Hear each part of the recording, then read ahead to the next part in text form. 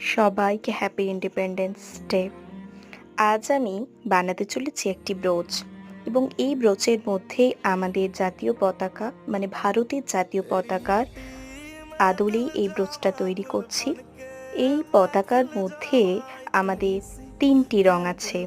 একটা হলো স্যাফরন বা গেরুয়া, ২ হলো হোয়াইট বা সাদা, আর ৩ হলো গ্রিন বা সবুজ।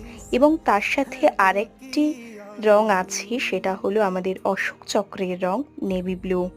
এই গেরুয়া রংটি আমাদের সাহস ও ত্যাগের প্রতীক, সাদা রংটি সত্য ও শান্তির প্রতীক, আর সবুজ রংটি আমাদের উর্বরতা ও বৃদ্ধির প্রতীক এবং তার সাথে মঙ্গলময় চক্র প্রগতি ও উন্নতির প্রতীক।